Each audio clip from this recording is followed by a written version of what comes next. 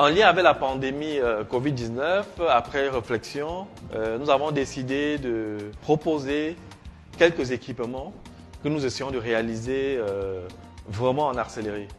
On a pensé à un portique de désinfection, parce que la problématique de la désinfection telle qu'elle se pratique avec le lavage de mains, c'est très bien, c'est ce qu'il faut faire. Mais nous avons imaginé que pour des espaces comme les marchés, les espaces publics, pour lesquels il y a un flux de personnes importantes, c'est peut-être mieux d'avoir un portique sous lequel passerait tout le monde et qui pulvériserait un désinfectant. Nous avons aussi fabriqué un autoclave. Un autoclave parce que nous imaginons bien que dans les milieux hospitaliers, il y aura beaucoup de problèmes de désinfection. On a beaucoup d'équipements qu'on doit malheureusement devoir réutiliser. Et pour le personnel de santé qui est vraiment en première ligne, il faut beaucoup d'outils de désinfection. Le premier prototype aussi est très avancé. Et puis il y a le respirateur. Déjà, avant même le Covid, pour la couveuse néonatale, nous pensions à avoir une version de couveuse qui puisse gérer les détresses respiratoires qui arrivent souvent chez les nourrissons prématurés. Donc nous travaillons déjà sur le sur le processus de réanimation.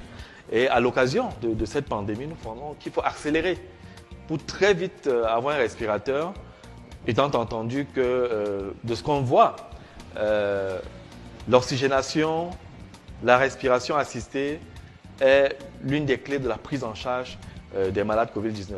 Ici, nous avons un prototype de respirateur artificiel qui nous donne la possibilité de régler 3 paramètres, le volume d'air aspiré, la vitesse respiratoire et puis la fréquence respiratoire. Donc à partir d'une tablette, le médecin peut également monitorer à distance le respirateur artificiel et contrôler les paramètres vitaux du patient.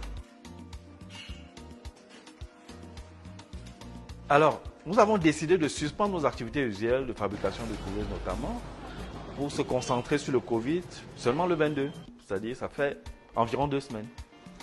Nous avons travaillé 2 semaines à notre petite équipe de 7 personnes dans un contexte où il fallait se contenter des matériaux disponibles sur le marché. Et je pense qu'avec ce petit laps de temps, on a fait du chemin.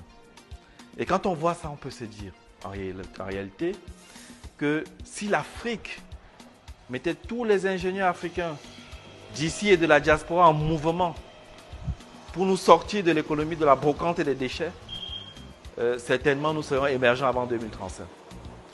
Nous avons un potentiel fou. Il reste aux Africains à faire confiance aux Africains. Il reste au pouvoir public à enclencher des mouvements structurants qui s'appuient sur les compétences africaines.